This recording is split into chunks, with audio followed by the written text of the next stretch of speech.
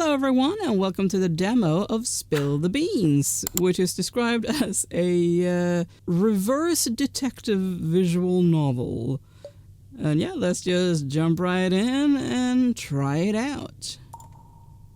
You've done it. Against all odds, you've managed to pull off the heist. Your shaking outstretched hands grab the cafe's secret recipe. As its power pulses through your body... Yeah, I'm sure it does. Your heart aches, your breath flutters, mere echoes of what was taken from you, what will soon be yours again. But at this crucial moment, you can't help but think of the other people in this cafe, the ones you're about to drag into a complicated criminal mess. You can only blame the scroll's influence for such inconvenient sympathies. If they were in your situation, they'd do the same, wouldn't they? They'd know that after everything you'd been through, this was the only option left. Hail and well met from Artifice. People say that Artifice County is the most magical place there is. Yes, Artifice, where 100 years ago the world of spirits cracked the earth and spilled over into ours. But now those spirits work 9 to 5s. Arcane power fuels cars and charges phones. This county, once the cradle of magic, has become as mundane as any other. And an unmagical human like yourself, among shape-shifting sirens, carbon fiber constructs, and wizards, you're exceptional. Exceptionally dull and exceptionally underestimated.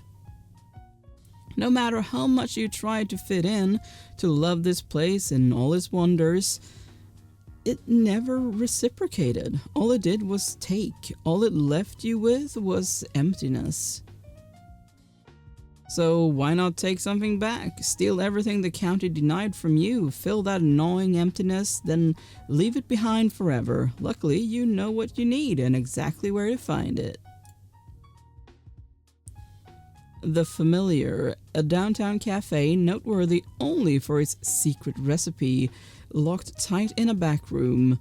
And conveniently enough, they're hiring so desperately that they aren't asking for experience or background checks. All that's left is to put together an application. Not that anything you say on it really matters, it rarely does. Okay. Well, since it doesn't matter, let's just say John Doe. John Doe. I am a self-motivated artisan who loves coffee, soft skills, good listener, experienced coordinator, master problem solver. Let's go with that one. Let's go for that. Education, blah blah blah blah blah, something for 6 months. Done. A few days later, you're face to face with the Familiar.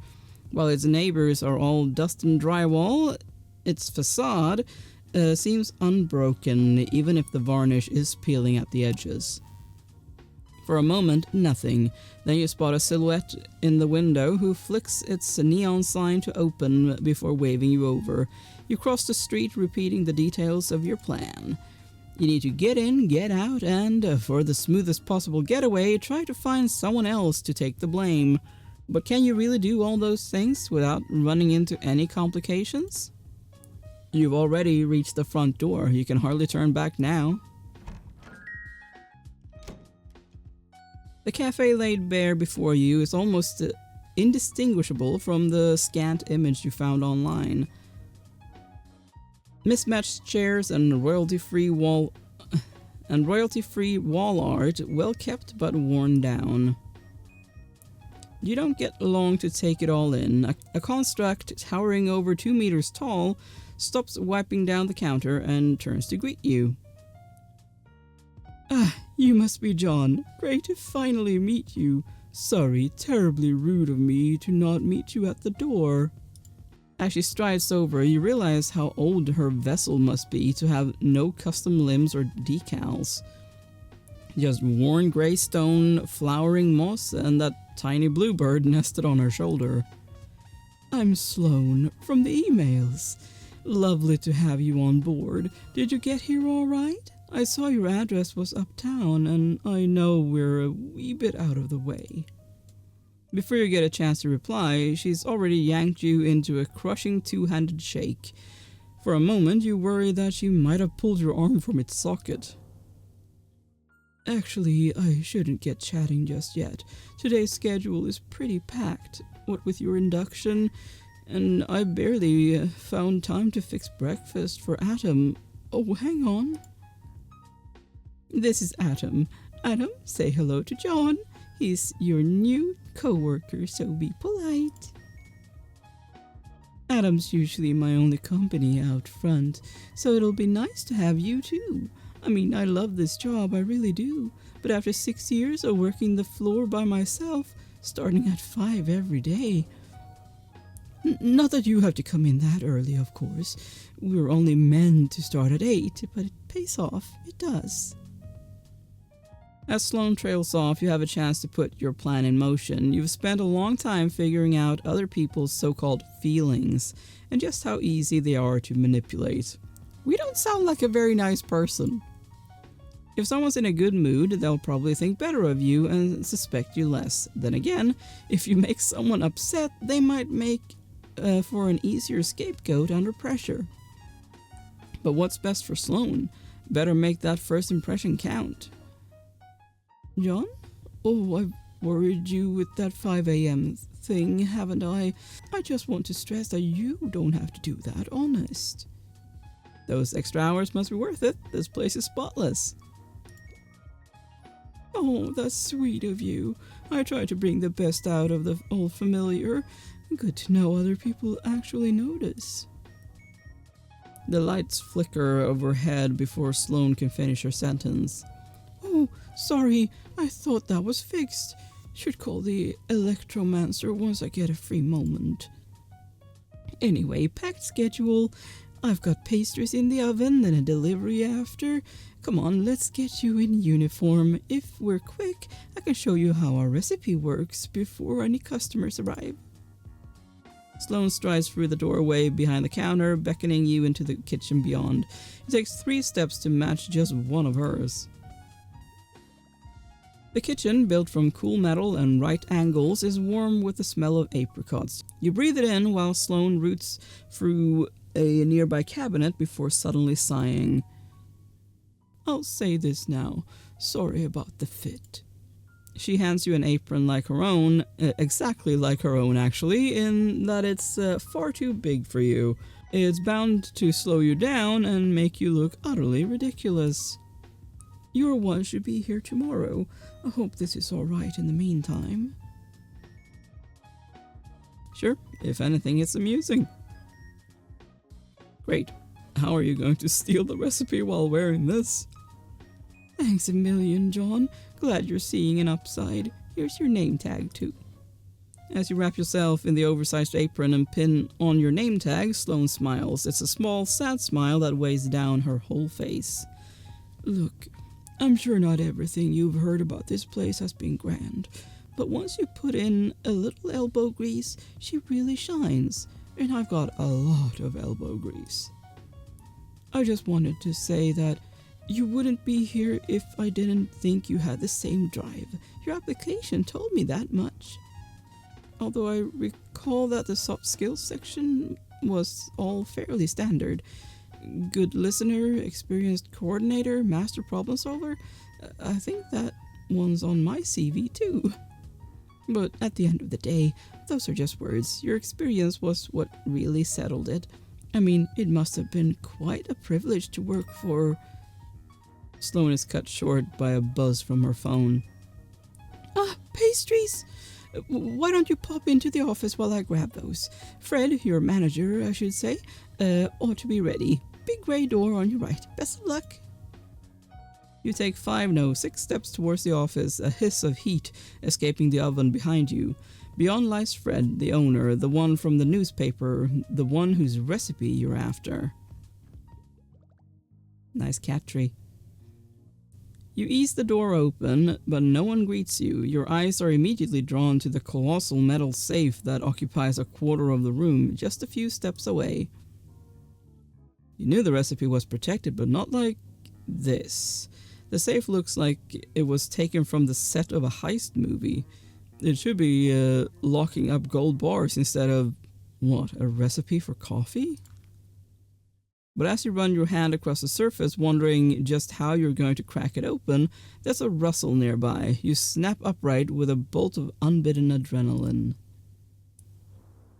Like a dragon emerging from its hoard, a tiny gold-eyed tuxedo cat rises from a pet bed on top of the safe. He blinks stickily, then suddenly glares at you, fur on end, eyes aglow.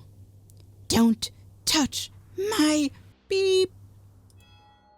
He spits the words at you like darts, light crackling through his panicked eyes. The air in the room starts getting heavier, as if brewing into a thundercloud. "Who sent you? If you think you're going to best me in my own domain, then... Wait, you're the new hire, aren't you?" Quick as a power cut, the light in his eyes blinks out and the pressure lifts with it.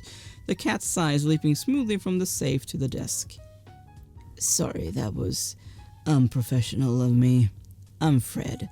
Welcome to the Familiar. Good to have you on board." Well, given the terrifying magic and the talking, he's not a cat. He's a demon bound to the form of a beast, a familiar, in other words. "That's the last time I'm pulling an all-nighter on admin. You're lucky to still be young, human, 'cause after the first century, things get ahem. Sloan wanted you onboarded, right? We have one main rule. Do everything you can to show the economist types this place isn't a bad idea. More than fire safety drills, we need drive and spite. So that's what I expect from you. Are we clear?" "Crystal clear, boss." "That's what I like to hear. So long as we're all on the same page, you and I will get on just fine. We aren't a happy little family here. We're just hard workers. This isn't going to work if you aren't prepared to work just as hard as me and Sloan." As if on cue, Sloan enters the office, a kettle of boiling water in one hand and a packet of coffee in the other. She starts mixing the two in a mug on Fred's desk. "Morning, Fred. Everything all right in here? Thought I heard a bit of shouting." No, it's all fine. I've just been giving, Fred quickly squints at your name tag. "Giving John the lowdown on the Familiar. Our history and what we do, all the good stuff." Sloan gazes at Fred, tracing the tiredness in his eyes. Her smile dims a little. "No, that's nice. I can join you now if you'd like. We can go over the finer details together." "If you've got time, by all means." With firm movements, Sloan puts the kettle down and closes the door behind her. Fred's eyes lock onto your name tag again as he reads it under his breath. "So, John, let's get down to business. We're open 8 to 5 most days, but your shift goes 30 minutes longer at the end for closing. Anything after that is overtime. I can give you the forms. Aprons go on the hooks in the kitchen. If anything gets spilled on it, don't be afraid to excuse yourself and replace it as soon as you can. Oh, and if you are going to excuse yourself..." And on it goes. Sloan and Fred don't speak to you as two different people, but as two halves of one business, efficient, organized, and trusting one another as best they can. "That should be most of it. I'll be with you at the counter for your training, so don't hesitate to ask me any questions." She's cut off again by our phone. "Oh, excuse me. Dave?" "Hey, Sloan. Just unloading the van out back, so there's your heads up." "Thanks, Dave. I'll be right there." I should be off. Need to give my signature for the deliveries. Thanks again, Fred." "Oh, John, before you join her, I'm sure you've heard about our recipe. Must be dying to learn what makes the Familiar's coffee so irresistible. But it's not so much a set of instructions as it is, well, I won't get too arcane with you, it's more of a background thing like the internet. You use that, right? Point being, even if you don't see it, it'll still be working its magic back here. In a drill-proof, bomb-proof 6-gauge safe, which only me and Sloane can open. Also, I cursed it. So it's protected against teleport-based attacks too, of course. Well, sometimes I need to summon something from inside without opening the door, so... But I guess someone else could.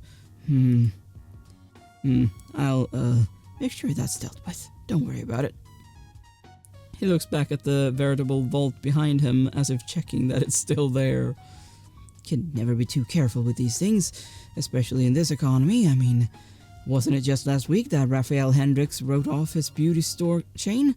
It's inspirational how these CEOs act. Expanding isn't easy. I mean, ideally, we'd have an accountant, a consultant, another chef, but we've got you, and you're one hell of a good start. Especially with our regulars. You'll meet them soon enough. You should catch up with Sloane. Anything you need, I'll be back here, going over these papers. As you leave the office, Fred pulls a single sheet of paper from the files on his desk. Even upside down, you recognize it as your CV. Not a moment after you enter the kitchen, someone waves at you from the back door. In the doorway next to Sloane is a uniformed courier, a human just as unremarkable as you. A precarious stack of cardboard boxes wobbles threateningly behind him. Say, you're John, aren't ya? Sloane was just telling me about you. All good things, I promise. Mostly good. Dave gives Sloane a package and gives you a conspiratorial eyebrow waggle. He pauses to take a long breath inward through his nose. Ooh, is that apricot? So you did go for the new recipe. Fred must have taken some convincing. Oh, I'm just trying it out. We'll see how they sell first. Hey, if I come by once I'm off work, that's one customer right there. Guaranteed. Sloane breaks away to put each package in its right place. Dave looks at you, eyes glistening. Hey John, have a good first day, yeah? Thanks, I will. He might not be here for it, but if all goes well, today's going to be good. That's the spirit. Any more for me, Dave? Just a couple bigger things, but I'll grab those this time. Don't let me interrupt your induction. Are you sure? I can carry. I'll catch you later for that pastry, eh? Dave walks away whistling, his footsteps gradually going quiet in the alley. John, I am so sorry about Fred.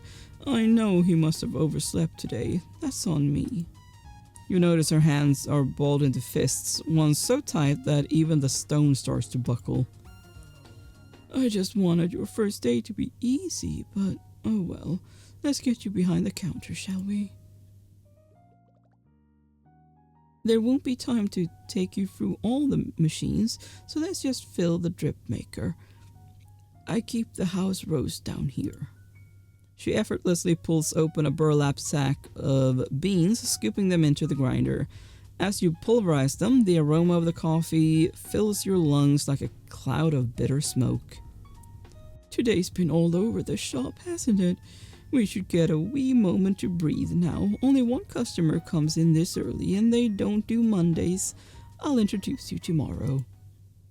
Sloane smiles, the stone wrinkling around her eyes, and it dawns on you. This is beginning to feel like a real job. Just as you finish that thought, the front door swings wide open and your first customer skips inside. You spot at least 4 shades of pink in their outfit. Pink fingernails, pink sun hat, lipstick, backpack. That dress must be bespoke too. Pricey.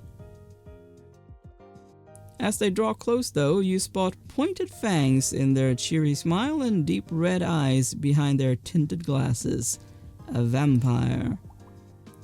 And good morning, Sloane. Oh, I spoke too soon. Morning. Before you order, this is John, our new barista. Ah, so you're finally upscaling. You know, I saw some prime real estate going for cheap in Moonbow. If expansion's on your mind. Slow down, we're not taking over the industry just yet. The vampire looks as if they have more to say, words bubbling just beneath the surface, but settles on a pout. John, this is... I'm Jessie, with an IE. Jessie's eyes swivel to you with abundant curiosity. Your apron's so big. I'm more for tailored fits myself, but I know that baggy looks have been catching on lately. Draw focus to the wearer being separate from their clothes. Oh no, it's nothing like that. Just a supply chain issue. Will it be this time, Jessie? A hot chocolate, please. And I'll have it with, whipped cream, nutmeg, caramel, marshmallows. Wait, will that fit? Marshmallows, then whipped cream, then caramel, and the rest.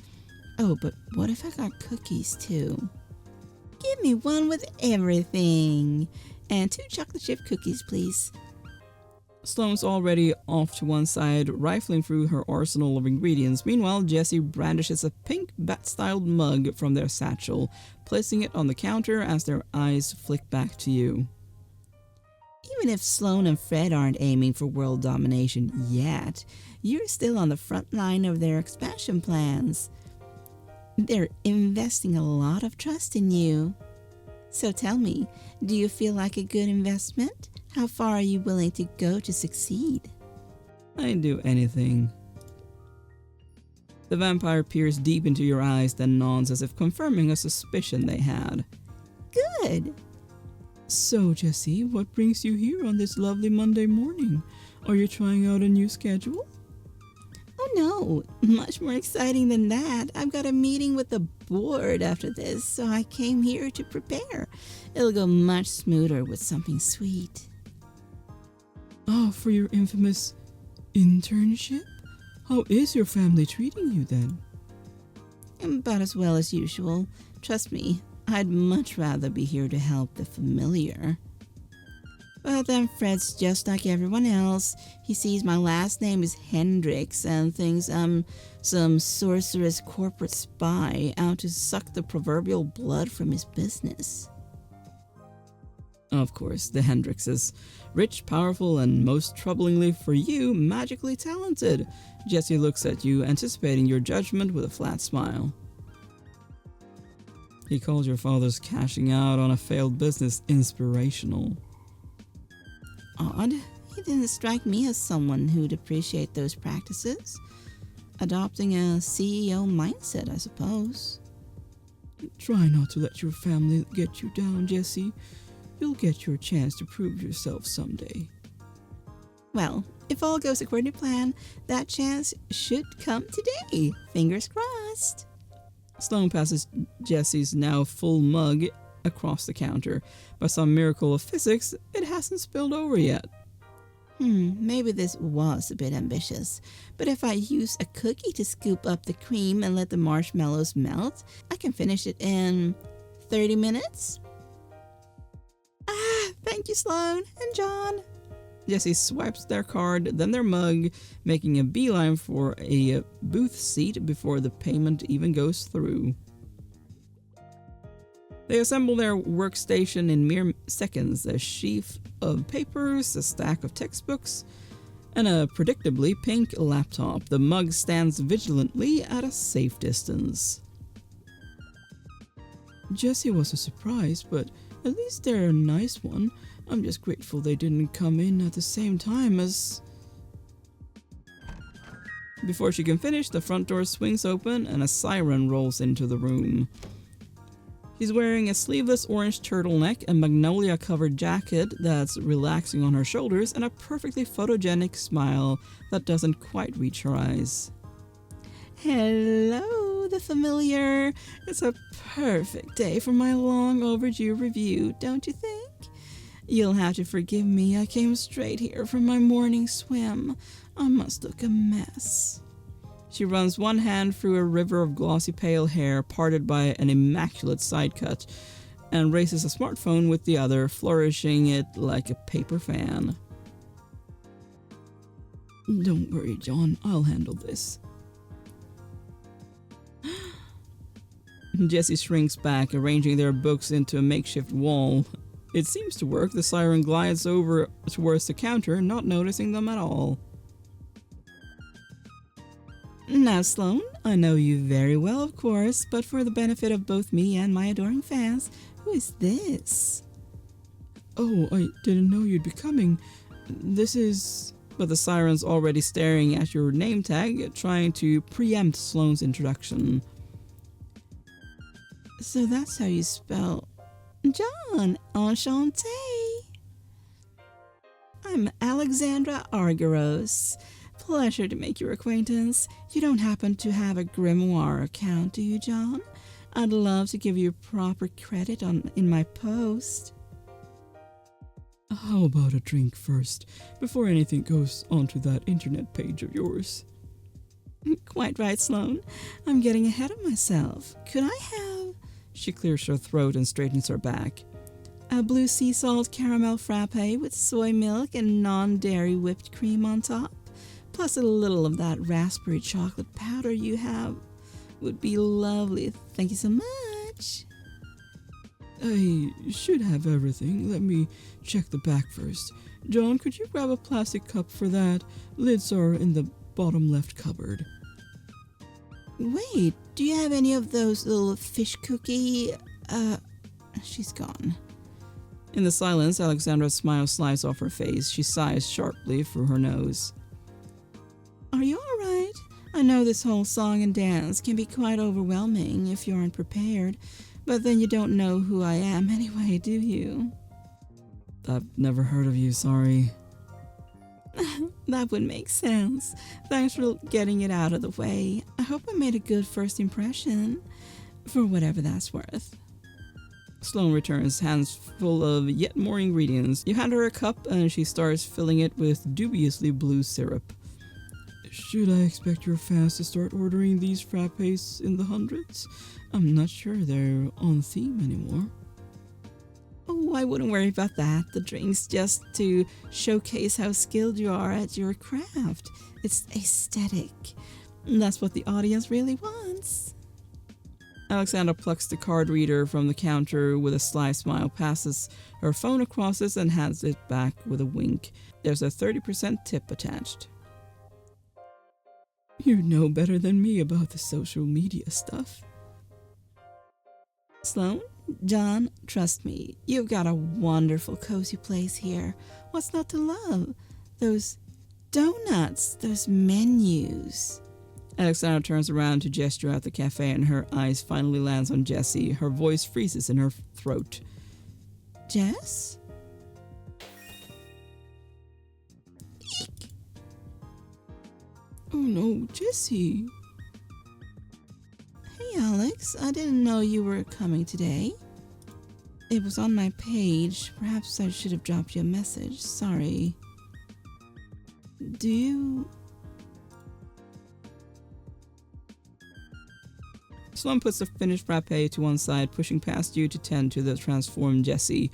Alexandra squeaks a little closer to you. I'm sorry, John, truly. Drama's the last thing I'd want to bring into this establishment, or to Jessie. She plucks the frappe from the counter. You're not sure how anything that color could taste any better than tolerable. I know when I'm not wanted. I'll just snap a few photos, then be on my merry way. The lighting's not ideal, but I can fix it in post. So Jessie really didn't know you were coming? But they seem so organized. That's why I thought it'd be alright to come in today.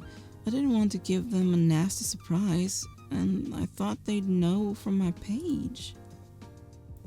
With a final smile, Alexandra takes her drink to the cafe's centermost table, posing it like an art exhibit.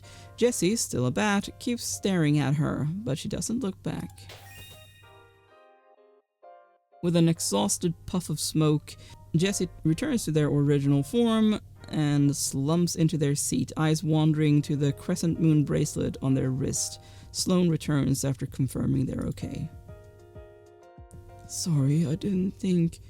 Yeah, both of them at once can be a wee bit complicated. They used to... She's cut off by the sound of a motorbike revving down outside, heralding the arrival of your third customer. Oh, hello. This person is at first, even for you, someone whose body lacks everything but a skeleton. You don't know any kind of magic that can make that work. Skinless, fleshless, sigil-less, although he does have hair, which you're pretty sure isn't a type of bone. A stiff dark brown pompadour that props up a pair of sunglasses. Grudge? Grudge, hey! How's it going? I feel like I've barely seen you since ArtCon. Okay. He reaches the counter undeterred. You're waiting for Sloane to address him like the others, but she's just staring, locked in place.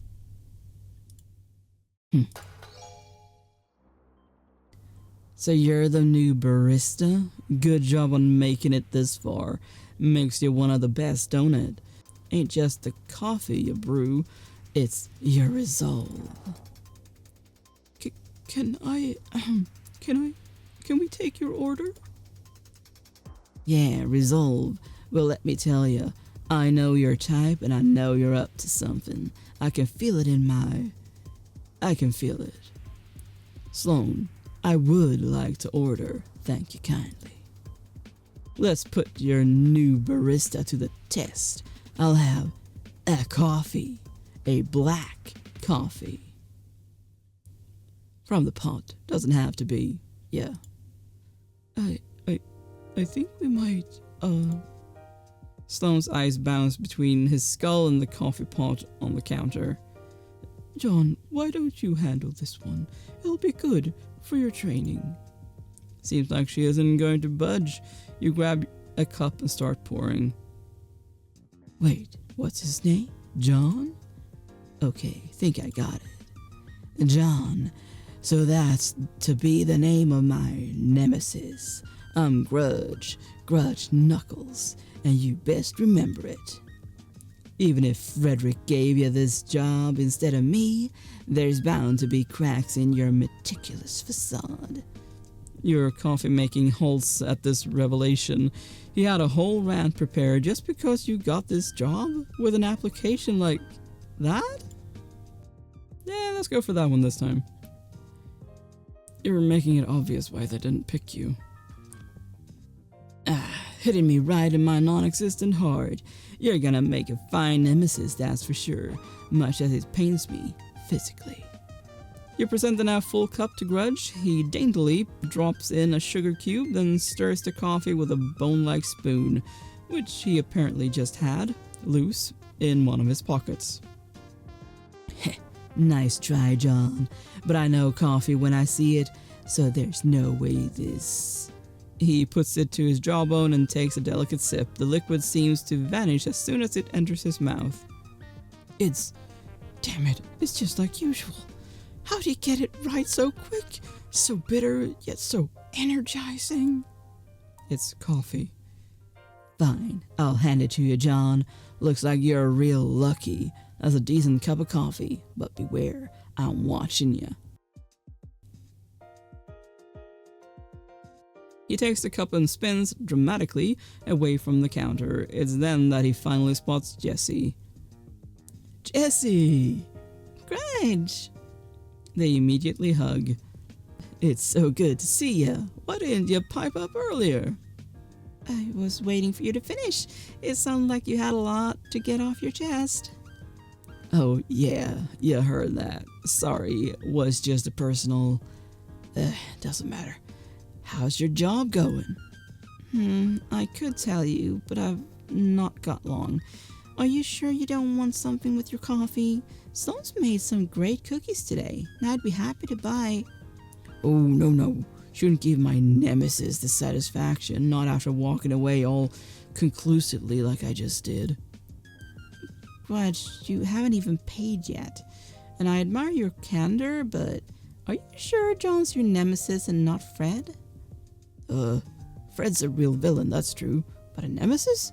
That's different. Gotta be personal. But you don't know who John is yet. Maybe start with a rivalry as practice? A rival, eh? Having a lovely time at... No, I used lovely last time. They'll think that's insincere. What if I... Oh, almost forgot. Alex, how you doing? All good over there? Oh, Grudgy, I didn't see you come in. How have you been? Well, it's funny you're here, actually. There was something I wanted to... I'll just talk to you later. You too, Jess, if you're busy. Sorry, I should pay for this. Grudge sheepishly returns to the counter, hands fishing through his jacket pockets for some loose coins. Well, I'm back. Got too caught up in the whole confrontation to give you your money, even if most of it's going straight into Fred's pockets. Ugh.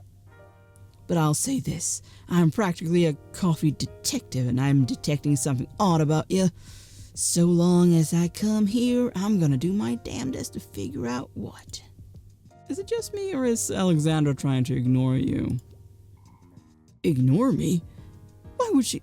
Nah, don't be sowing seeds of doubt in me, John. She's just busy, that's all. Without another word, he perches on a stool by one of the cafe's front windows. Over his shoulder, Alexandra and Jesse swap looks of confused concern. Good job, John. That would be a good moment to put his purchase into the register. As she's halfway through showing you how to work the cash register, you turn to see Fred jump up onto the counter next to you. How's it going out here? No need to panic. This isn't a performance review, just checking things are... He surveys the regulars in the cafe with no small amount of scorn. So why don't you come with me for a moment? Been meaning to have a chat. But we still need to... She looks forlornly at the pile of coins Grudge left. Even at a glance, you can tell it covers the price of the drink and then some. This might be your last chance to sow suspicions before you execute your plan.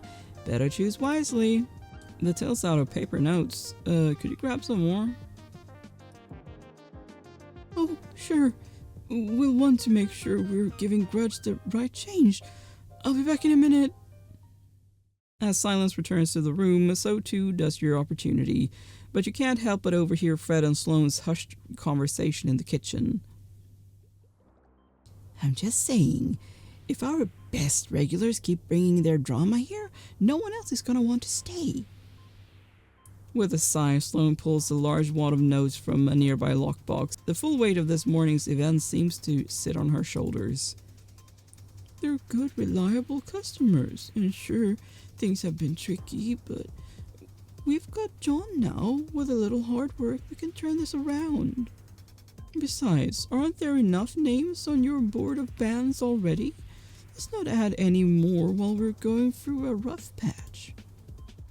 She side-eyes a cork board near the walk-in fridge. There must be at least 24 names on there, each marked with a reason for ban in vindictive felt tip.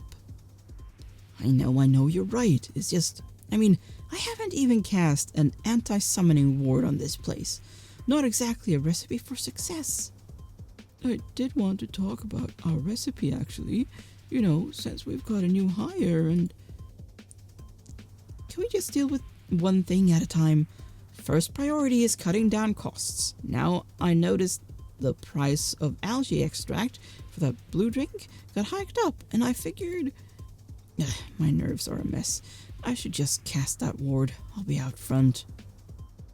But he still needs his change. A sudden knock on the back door stops her from following after Fred. Oh, Dave's back. Let's deal with that first, one thing at a time. Mumbling to himself, Fred assumes a position at the very center of the cafe. That storm cloud feeling starts to rise again as he begins his spellcraft. While Fred's presence draws a little attention, you start rifling through your bag, making sure you can take any opportunity to launch the heist. At the sound of Fred's chanting, Jesse looks up from their work and gives Grudge a baffled shrug. Grudge moves over to them just as confused.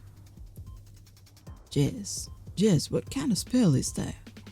Oh, judging from the symbols, it looks like an anti-summoning ward? Odd. Why would he want to stop anyone from getting in? Or for that matter, why do you want to stop folks from getting out? In the background, Alexandra tries her best to get a clear shot of her drink, but Fred is perched in the way.